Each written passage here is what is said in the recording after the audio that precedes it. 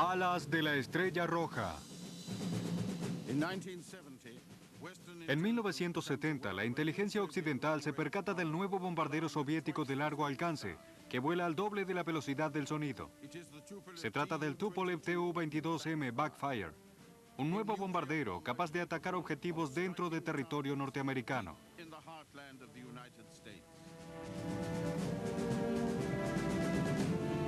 Hoy, Backfire.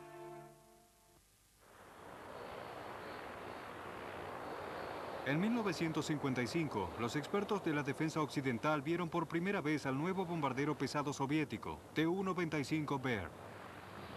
Al principio no fue tomado en serio.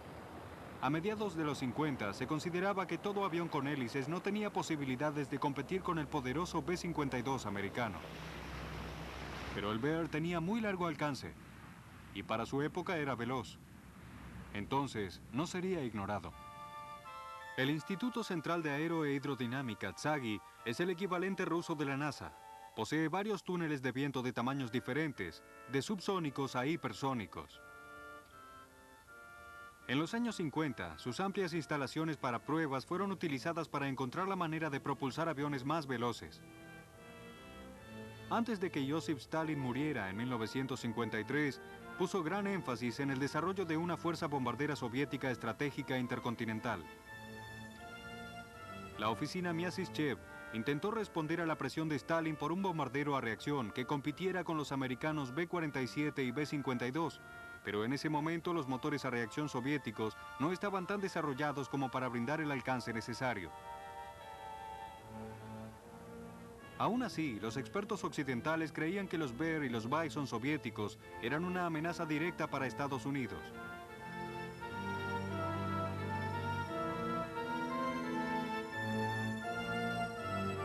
En el TSAGI y en las oficinas de diseño de Myasishchev y Tupolev, los expertos soviéticos reconocían los problemas de competir con los americanos. Eran conscientes de las limitaciones de su tecnología en motores a reacción. Tupolev había logrado el alcance intercontinental con el Tu-95 Bear, utilizando turbohélices en lugar de motores a reacción. Pero a pesar de que el Bear era el avión impulsado con hélices más rápido en el mundo, aún era casi 160 kilómetros por hora más lento que el B-52. Si la Unión Soviética quería competir como verdadero poder en bombarderos intercontinentales, el problema de combinar la alta velocidad y el largo alcance debía ser solucionado.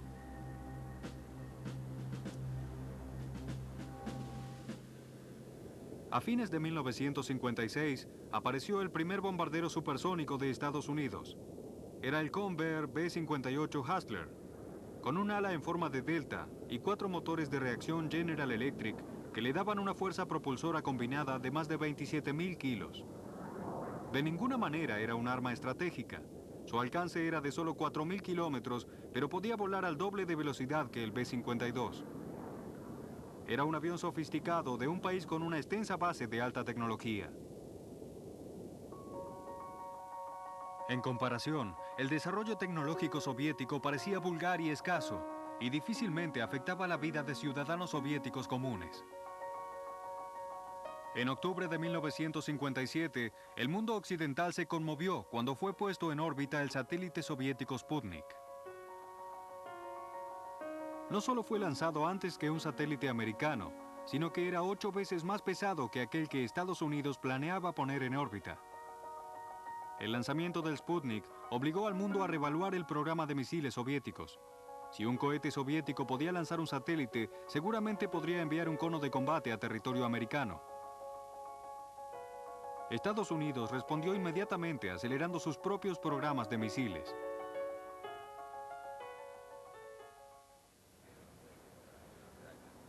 El ministro del Exterior soviético Gromyko se encontró con el secretario de Estado americano Dulles en Washington. Entre otros temas, discutieron sobre la oferta de Khrushchev a Estados Unidos de poner los satélites y misiles sin tripulación bajo control internacional.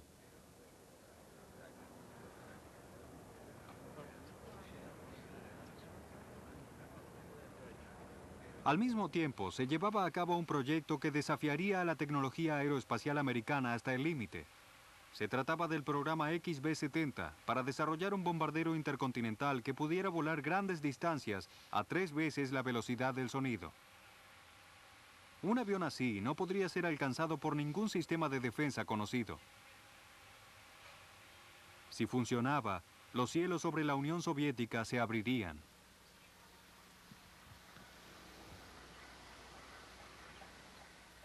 Los soviéticos tenían su propio bombardero experimental de largo alcance y alta velocidad.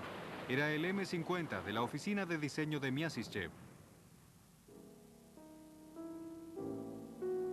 La OTAN se percató del M-50 en el año 1958 y le dio el nombre código Bounder.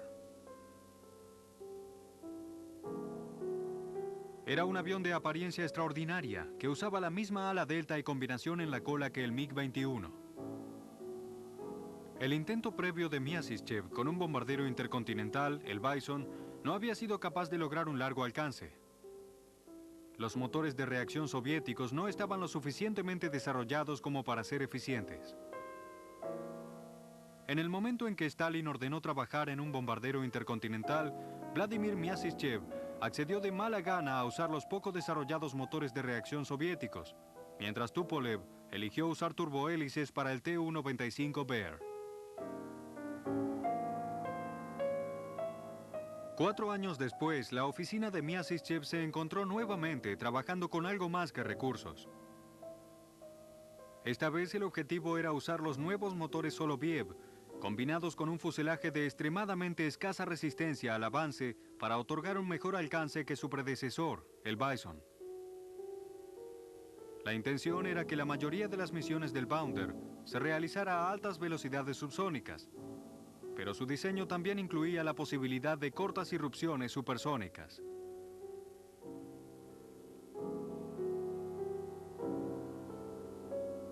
El Bounder era un avión enorme, de más de 54 metros de largo.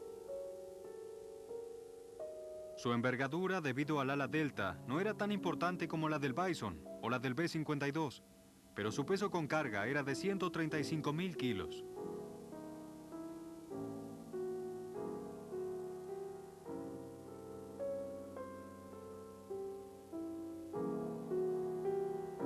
Varios prototipos fueron construidos a fines de los años 50, pero el rendimiento del Bounder fue decepcionante. En su forma final, lograba velocidades supersónicas, pero la combinación de velocidad y largo alcance en grandes aviones aún eludía a los diseñadores soviéticos.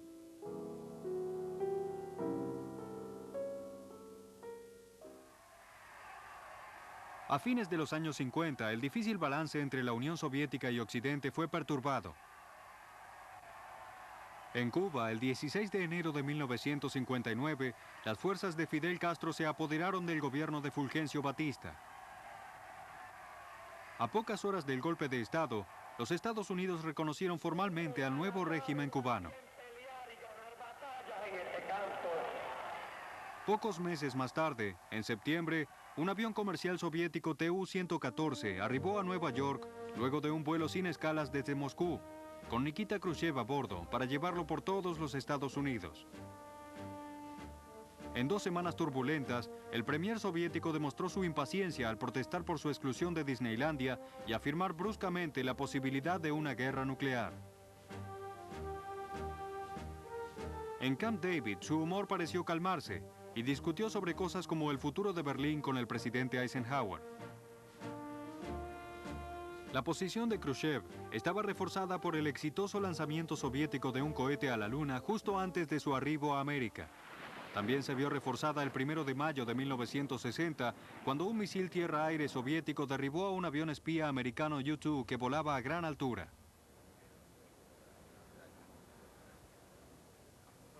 El piloto Francis Gary Powers fue enjuiciado en Moscú. En medio de gran publicidad, Powers fue condenado por espionaje y Khrushchev pudo tomar ventaja de lo que resultó un desastre diplomático para Estados Unidos.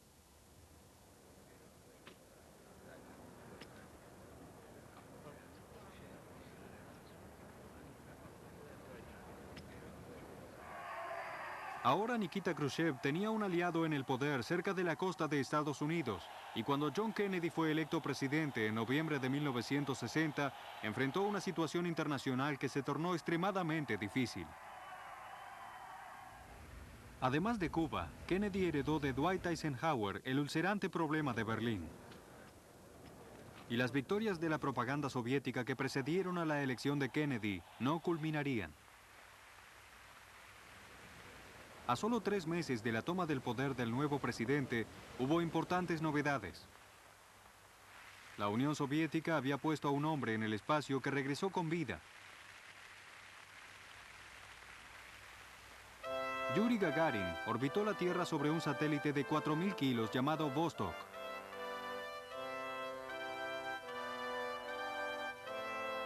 El desfile del 1 de mayo en la Plaza Roja en 1961 fue diferente a los anteriores. Este tenía una temática definitivamente espacial y un aire de gran celebración.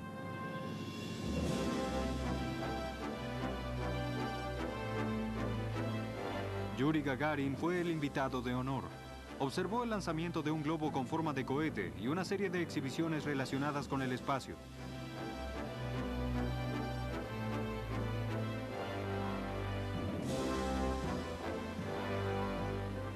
Los poderes occidentales fueron forzados a enfrentar el hecho de que la tecnología soviética de cohetes los obligaba a un importante logro en el espacio.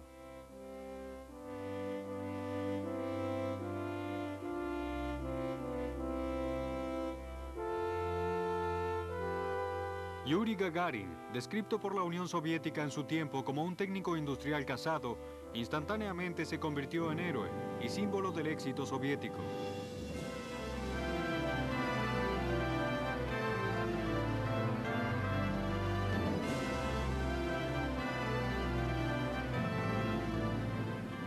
Las noticias de Cuba no eran mejores para Occidente.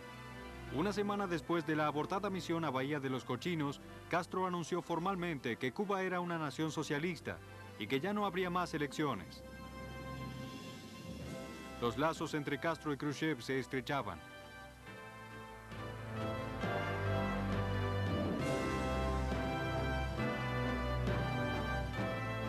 Luego del triunfo de Gagarin, el programa espacial americano necesitaba probar su credibilidad.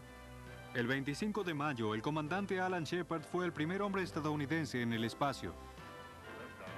Su cápsula navegó solo una fracción de la distancia recorrida por Gagarin, pero a diferencia de este, Shepard pudo maniobrar en vuelo.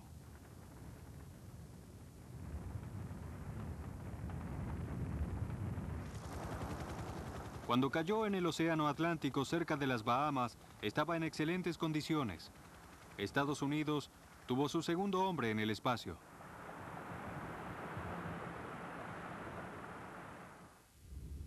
El 21 de julio, el capitán Virgil Grissom se convirtió en el tercero. La misión transcurrió en orden, pero no fue un éxito completo. Antes de que la cápsula pudiera ser sacada del agua, se soltó una compuerta y se hundió. John Kennedy tenía intenciones claras en el espacio. Quería que los americanos llegaran a la Luna.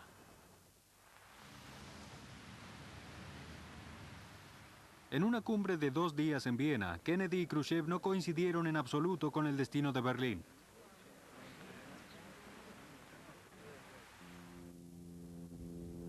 En el desfile del Día de la Aviación Soviética en 1961 en Moscú, Occidente observó con interés algo que resultaba una revelación.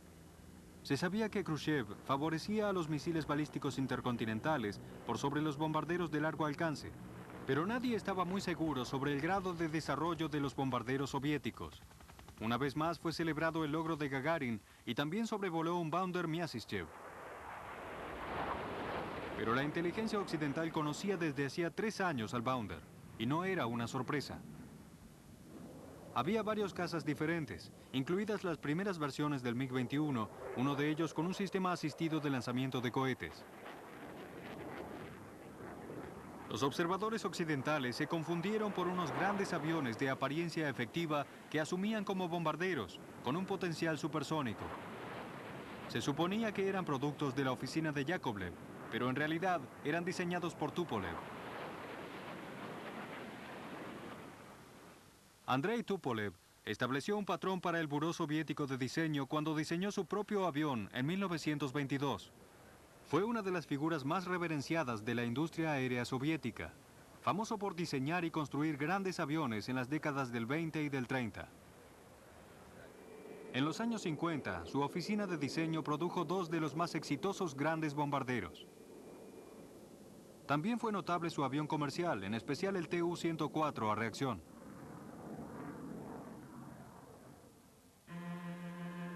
Este es un avión que causó sorpresa entre los observadores de Occidente en el Día de la Aviación en 1961. Por su tamaño, se supuso que se trataba de un bombardero supersónico, pero en realidad era el prototipo de un interceptor de cazas, el más grande del mundo hasta ese momento. Para comenzar, había una gran confusión con su nombre. Era un desarrollo del Tu-98, pero finalmente entró en servicio como Tu-28. El Departamento de Defensa de Estados Unidos lo conocía como Tu-128. La OTAN le otorgó el nombre codificado Fiedler. Tenía un largo de 27 metros. La envergadura de sus alas extendidas era de 18 metros.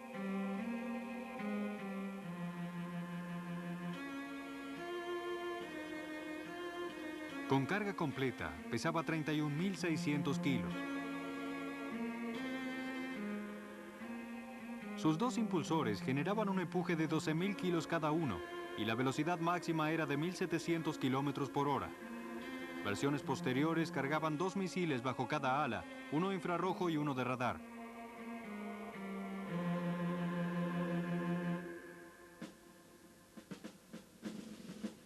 La tarea principal del Fiedler era interceptar bombarderos estratégicos enemigos, alcanzándolos lo más lejos posible de sus objetivos y destruyéndolos antes de que pudieran lanzar sus misiles de largo alcance.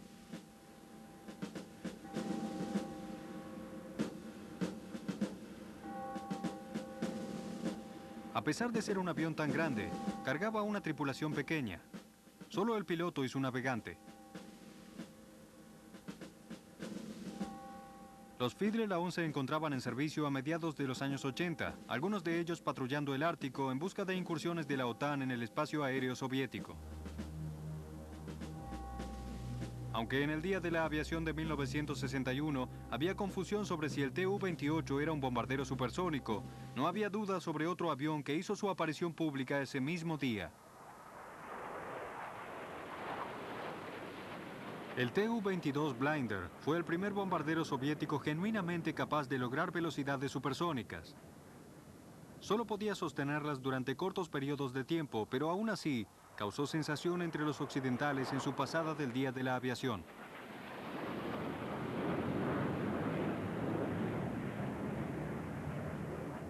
El trabajo sobre el Blinder comenzó en 1955.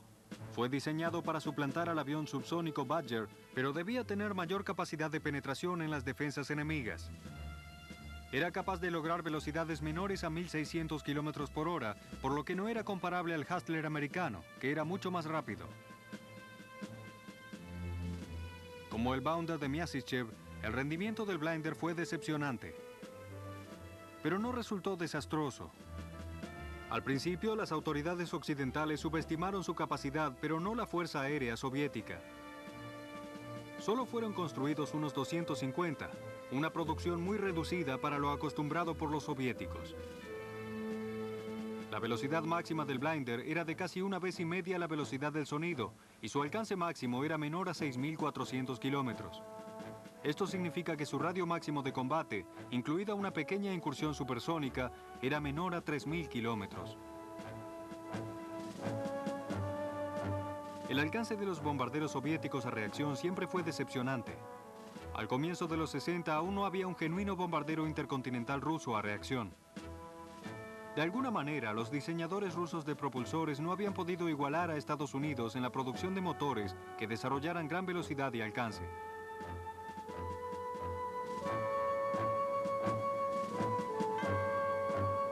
Los motores del Blinder, dos turbinas Kolyesov, le otorgaban un empuje combinado de más de 27.000 kilos y estaban posicionados en forma muy inusual en comparación con otros aviones Tupolev de gran tamaño. Estaban ubicados sobre el sector más alto de la parte trasera del fuselaje. El hecho de que estos motores no pudieran ofrecer gran alcance era compensado de alguna manera por la tecnología en el desarrollo de armamentos. Cuando se pudieron lograr misiles de largo alcance para lanzar desde el aire, la relevancia del alcance de los bombarderos disminuyó. Como resultado, la vida del Blinder e incluso del subsónico Badger fue extendida. Los Blinder fueron modificados para cargar un misil nuclear nombrado en código por la OTAN como Kitchen. El Kitchen fue almacenado en la escotilla de armamento del Blinder. Tenía forma de avión, de unos 11 metros de largo y con una envergadura de 3 metros. Podía cargar una ojiva nuclear de 200 kilotones.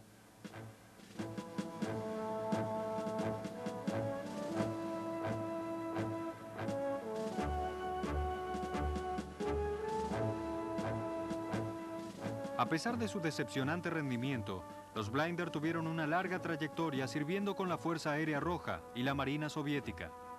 E irónicamente, la pobre actuación de este avión fue lo que impulsó la creación de uno muy superior. El primer bombardero soviético supersónico que realmente atemorizó a Occidente, el Tu-22M Backfire. En 1961 crecía la tensión mundial sobre Berlín. Cada semana miles de refugiados provenientes del sector oriental de la ciudad huían al oeste. Los oficiales decían que sufrían de Türschlusspanic, miedo de que la puerta se cerrara frente a ellos. Circulaban fuertes rumores de que Rusia cerraría la frontera entre Berlín Oriental y Occidental.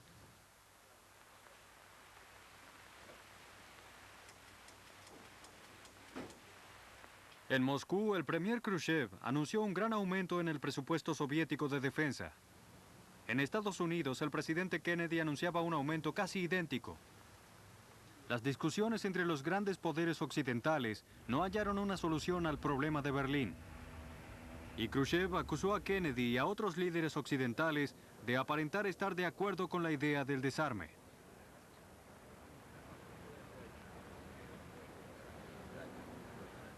En agosto de 1961, el Türschlusspanic experimentado por los alemanes orientales se vio justificado. La puerta se cerró frente a ellos. Comenzó el 14 de agosto con alambre de púas. Luego se erigió un muro, construido rápidamente con bloques prefabricados de concreto a través de toda la ciudad. Los soldados de Alemania Oriental, armados con ametralladoras, detenían cualquier movimiento entre Alemania Oriental y Occidental. 50.000 berlineses orientales no podían ir a su trabajo. Las familias fueron literalmente divididas de un día al otro. Para algunas personas fue demasiado. Se intentaba desesperadamente cruzar del este al oeste. Esta mujer quedó en el medio de una lucha entre los berlineses occidentales y la policía fronteriza de Alemania Oriental. Finalmente, ganaron los occidentales.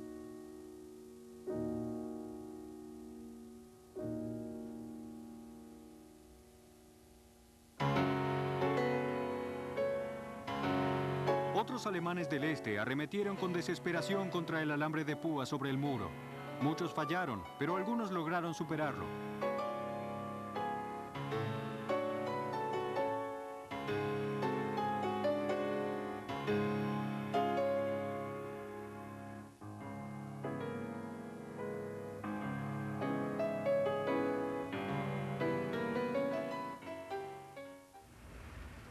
Un mes después, Dag Hammarskjöld, el secretario general de las Naciones Unidas, murió en un accidente aéreo.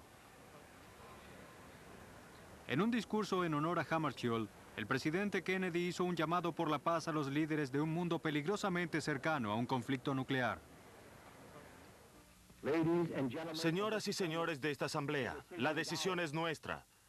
Las naciones del mundo nunca tuvieron tanto que perder, ni tanto por ganar. Juntos debemos salvar nuestro planeta, o juntos moriremos en sus llamas. Podemos salvarlo, y debemos salvarlo. Y entonces ganaremos la eterna gratitud de la humanidad y los pacifistas, la eterna bendición de Dios. Un año después, la crisis de los misiles de Cuba. Fotografías aéreas mostraban el desarrollo de las instalaciones de misiles soviéticos en Cuba. Estados Unidos estableció un bloqueo naval e insistió para que la Unión Soviética retirara todas las armas. En las Naciones Unidas, Adlai Stevenson resumió la opinión americana sobre la acción soviética. Sabemos ahora que la Unión Soviética, insatisfecha con la tonta actitud del doctor Castro, insatisfecha con la destrucción de la independencia cubana, insatisfecha con la extensión del poder soviético sobre el hemisferio occidental, insatisfecha con el desafío del sistema americano y el trabajo de las Naciones Unidas, decidió transformar a Cuba en una base para la agresión comunista, en una base para llevar a todos los americanos hacia la guerra nuclear. Luego de una semana de intensas negociaciones, Khrushchev cedió. Accedió a desmantelar las bases cubanas y a regresar todas las armas ofensivas a la Unión Soviética. Fue un punto de inflexión en su carrera. Su relación con la República Popular de China se quebró. Trabajó duro para fortalecer los lazos con Egipto, pero repentinamente, en octubre de 1964, su período como líder soviético terminó. Luego de 11 coloridos años durante los cuales cambió el rostro de las relaciones soviéticas internacionales, a veces sorprendiendo y frustrando a la comunidad internacional, fue removido de su cargo. El periódico Pravda definió al gobierno de Khrushchev como de planeamiento atolondrado y precipitadas decisiones no acordes a la realidad. Se lo acusó de promover su propio culto a la personalidad.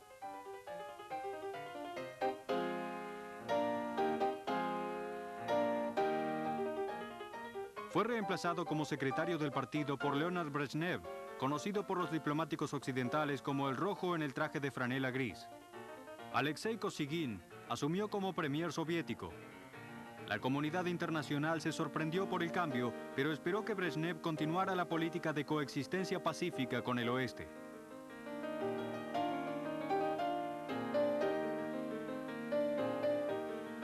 Uno de los principales legados de Khrushchev hacia Brezhnev fue la desunión con China. La línea dura de Khrushchev con la República Popular llevó hasta una situación que amenazaba con dividir al comunismo en el mundo.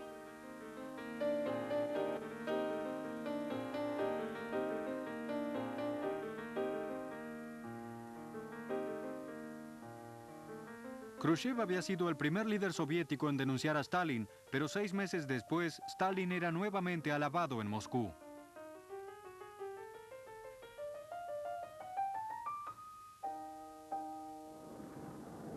El F-111 de General Dynamics fue el legado de la administración Kennedy, que culminó en noviembre de 1963 con el brutal asesinato del presidente. El cazabombardero de alas rebatibles era la esperanza multipropósito de Occidente, y su tecnología de geometría variable era de gran interés para la inteligencia soviética. La KGB y los expertos soviéticos en aviación notaron el problemático desarrollo del F-111. Se desviaba mucho de la antigua estrategia americana de cazabombarderos, pero la Unión Soviética también estaba interesada en la tecnología de geometría variable del F-111. La geometría variable era particularmente atractiva para los diseñadores soviéticos porque permitía a un avión que podía volar al doble de la velocidad del sonido también tener un buen desempeño en despegues y aterrizajes. Esto era vital debido a la calidad de muchas pistas de aterrizaje soviéticas. Hasta ese momento, los diseñadores soviéticos habían fracasado al construir un bombardero supersónico de largo alcance que fuera una verdadera amenaza para Occidente. El Tu-22 Blinder no solo tenía un alcance decepcionante, necesitaba largas pistas de aterrizaje, lo que limitaba su utilidad.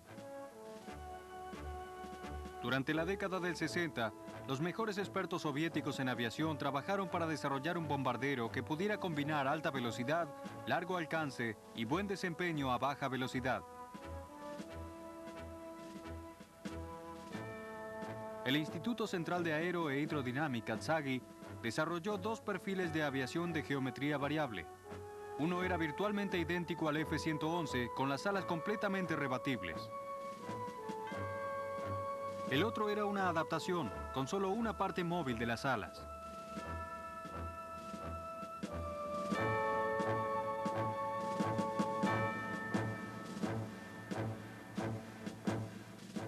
La tecnología aeronáutica soviética hizo grandes avances en los años 60.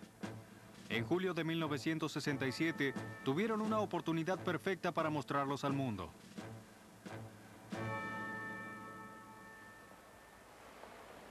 En 1967 se cumplieron 50 años de la revolución que estableció el Estado soviético. Se llevó a cabo un gran espectáculo aéreo en Domodédovo, en las afueras de Moscú. Militares y diplomáticos de todo el mundo fueron invitados a asistir como observadores. Fue una exhibición espectacular. Voló un Tupolev Blinder y los cazas realizaron acrobacias aéreas.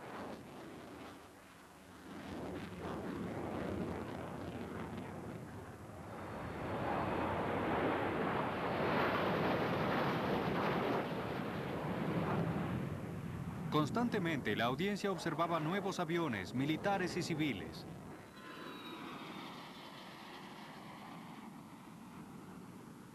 La gran multitud observaba el cielo sin saber qué vendría después.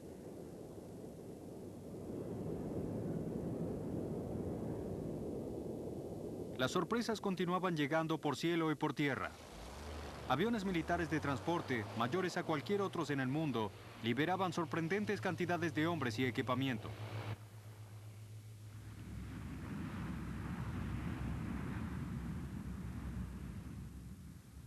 Hacia el final de la exhibición, un grupo de enormes aviones caza voló a través del campo. Eran precursores del MiG-25 que pronto llevarían a los diseñadores occidentales de cazas al pánico.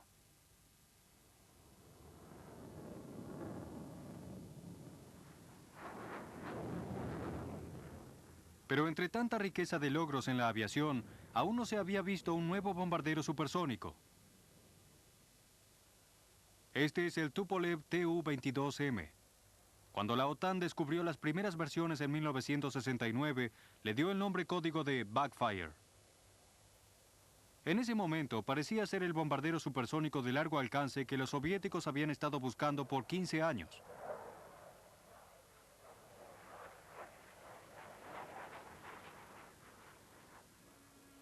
Durante algún tiempo, los expertos occidentales pensaron que el Backfire era una nueva versión del Blinder, modificado con alas rebatibles.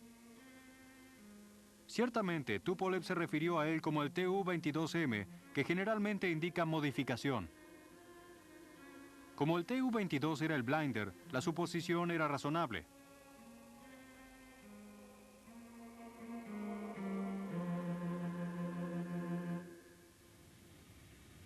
En realidad, el Tu-22 no era una modificación. Era un avión completamente nuevo.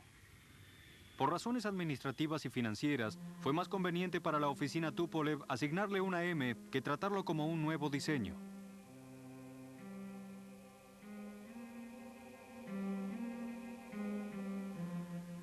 Pero la primera versión, conocida por la OTAN como Backfire A, no era un gran progreso del Blinder. Fueron necesarios onerosos rediseños antes de que el Backfire B fuera a producción.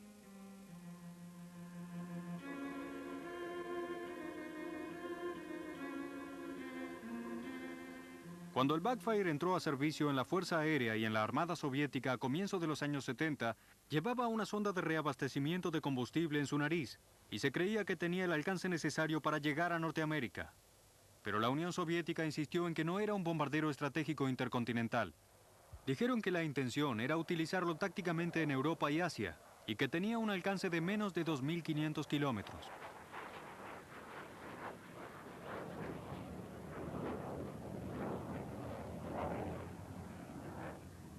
En 1975, en el foro sobre la limitación de armas estratégicas entre América y la Unión Soviética, el Backfire se convirtió en un tema central.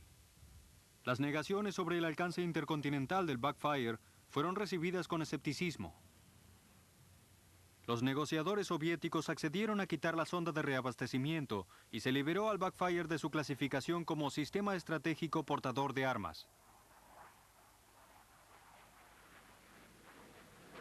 Se quitaron las sondas de reabastecimiento del Backfire, pero muchos expertos occidentales creían que podían ser reubicadas en cualquier momento.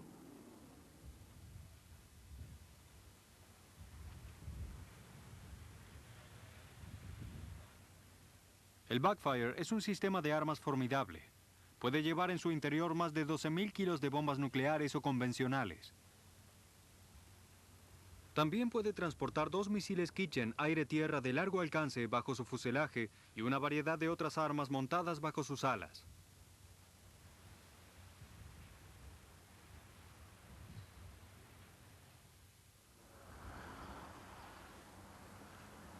A fines de los 70, en los círculos militares se discutían las actitudes soviéticas hacia una guerra en Europa. Estaba claro que el Kremlin podía usar al Backfire para atacar los recursos nucleares de la OTAN o las estaciones de tren, puertos y pistas de aterrizaje que aprovisionaban sus fuerzas convencionales. También podía ser usado para ataques similares a China. Por muchos años, los expertos occidentales calcularon y debatieron sobre el alcance del Backfire. La pregunta era si consistía o no en un bombardero estratégico. Estimaciones americanas originales sostenían que su alcance era mucho mayor que la modesta figura propuesta por los soviéticos en 1975. Pero desde entonces, estas estimaciones se habían reducido gradualmente. El cálculo del alcance depende de varios factores: la velocidad de la misión, su altitud y el peso de las armas transportadas. Estimaciones posteriores le dieron al Backfire un radio de acción de casi 3.200 kilómetros, cargando internamente una bomba promedio.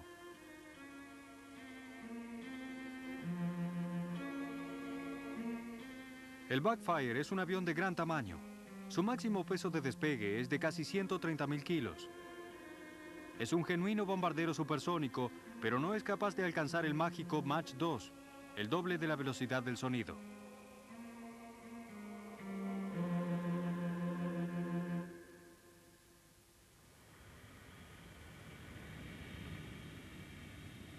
Por ser un bombardero, la ubicación del motor del Backfire es extraña. En la mayoría de los bombarderos se reserva el fuselaje para transportar combustible y la carga explosiva. El Backfire está diseñado más como un caza que como un bombardero, con sus motores y entradas ocupando el espacio del fuselaje. Esto significa que cuando el Backfire transporta pesadas cargas explosivas, debe reducir su combustible y de esa manera su alcance potencial disminuye. Los diseñadores soviéticos siempre intentaron construir un avión que pudiera aterrizar en pistas escabrosas. El Backfire es una excepción. Necesita superficies suaves, de alta calidad.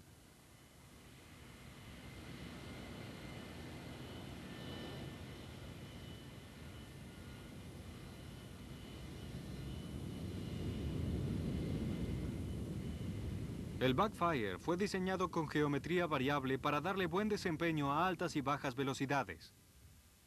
Pero a pesar de sus alas rebatibles, su velocidad de despegue es alta. Aterriza a casi 280 kilómetros por hora, con la ayuda de alerones y estabilizadores.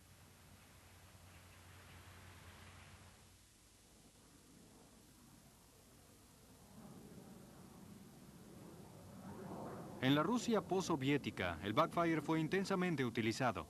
Hace 20 años era objeto de temor para Occidente. La información dudosa intensificó esa imagen amenazante. Ahora está a la venta. Un Tu-22M3 apareció en Farnborough en 1992 en un primer intento de mercadeo internacional. Es posible que el Backfire, el tema principal de las conversaciones sobre limitación estratégica de armamento en 1975, pronto se encuentre volando para un poder occidental.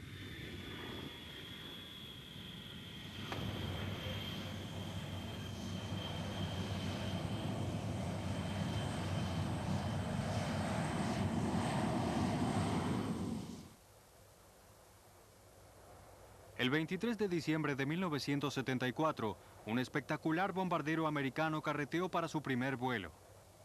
Era el B-1 de Rockwell.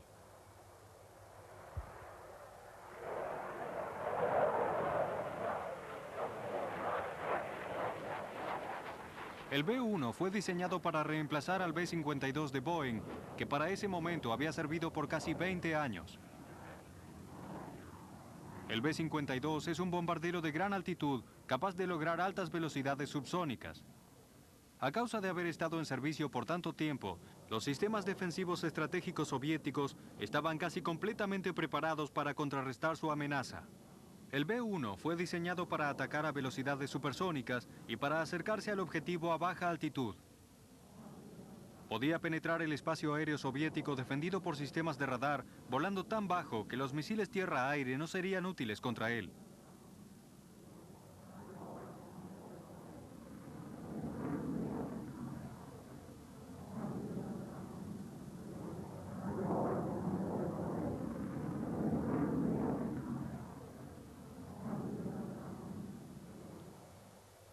En ese momento, los cazas soviéticos de defensa también eran diseñados para interceptar a gran altitud y no estaban equipados para detectar y atacar objetivos a baja altitud.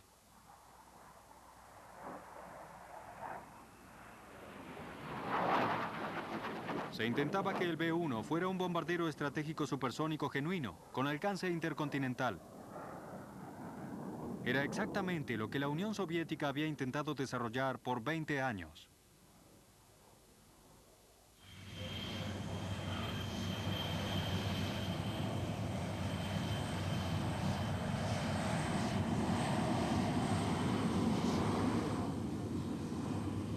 Las implicancias del B-1 para el Ministerio Soviético de Defensa Aérea fueron devastadoras. Necesitaban un desarrollo completamente innovador para sus sistemas de defensa de tierra y aire. No se permitiría que Estados Unidos tomara semejante ventaja sin el intento soviético para emparejarla. El trabajo comenzó en las oficinas de Tupolev para desarrollar el largamente esperado bombardero supersónico intercontinental soviético. En Estados Unidos nadie sabía que tenía lugar tal desarrollo. Las noticias no se filtrarían hasta 1979, y para entonces había ocurrido otro desarrollo crucial.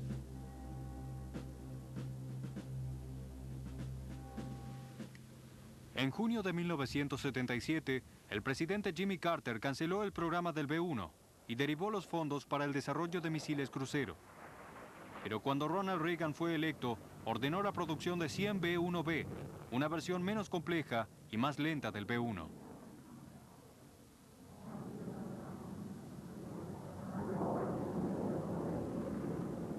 El B-1B fue presentado en la fábrica de Rockwell en Palmdale, California, el 4 de septiembre de 1984.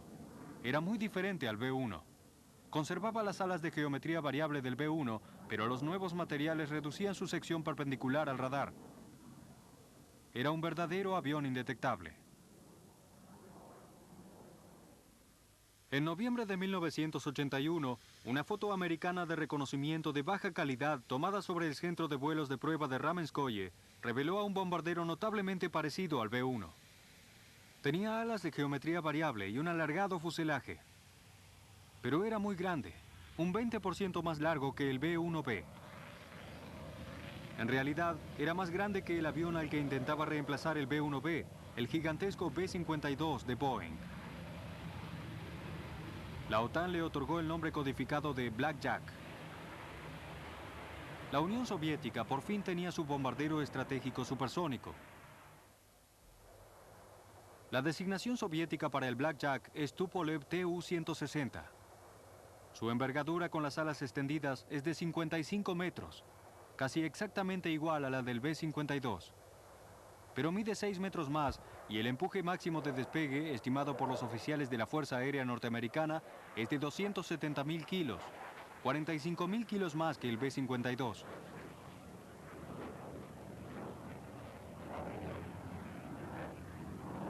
El Blackjack es un avión complejo y caro. Es mucho más caro construir una versión de entrenamiento. Pero este avión sirve para entrenar a las tripulaciones del Blackjack. Es un Tu-134, básicamente un avión comercial.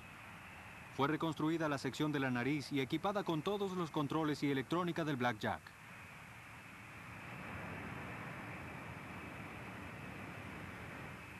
El Tu-134VL es una manera relativamente económica de preparar tripulaciones para volar el más caro y complejo avión de Rusia. Su nariz exageradamente puntiaguda es objeto de gran curiosidad para las multitudes en las demostraciones de la Fuerza Aérea Rusa.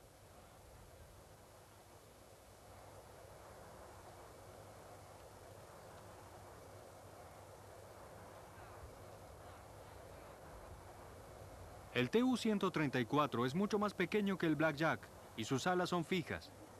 Pero para el entrenamiento inicial de tripulaciones que podrían tener que volar largas misiones estratégicas intercontinentales, es una excelente herramienta.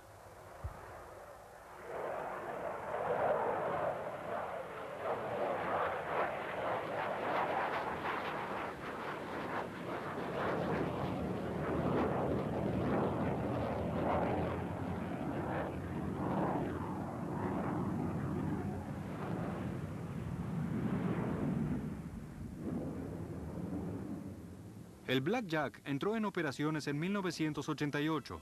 Con el espíritu de la perestroika, la Fuerza Aérea Soviética invitó al secretario de Defensa americano, Frank Carlucci, a examinar uno en cuarteles cerrados. A Carlucci y a su ayudante militar principal se les permitió estar 15 minutos dentro de un Blackjack, realizando preguntas detalladas sobre su rendimiento y obteniendo muchas respuestas. Al final de la inspección, la opinión del secretario fue que el Blackjack era una pieza muy efectiva del equipamiento militar.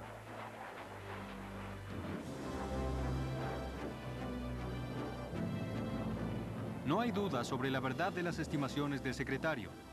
El Blackjack puede volar a más del doble de la velocidad del sonido, impulsado por 4 enormes motores turboventiladores, cada uno con un empuje de 22.500 kilos.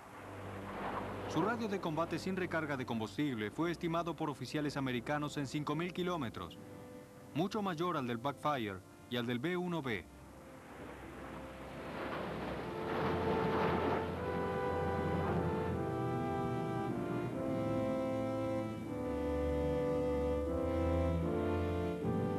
Cuando Frank Carlucci inspeccionó en 1988 al Blackjack, la Fuerza Aérea Soviética pensaba producir 30 aviones al año para principios de 1990.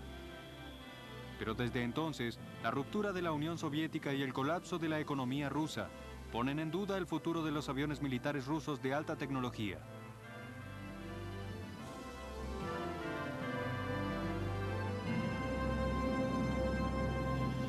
Es irónico que la Unión Soviética haya trabajado tanto para desarrollar un genuino bombardero supersónico intercontinental solo para que fracase a poco de entrar a servicio.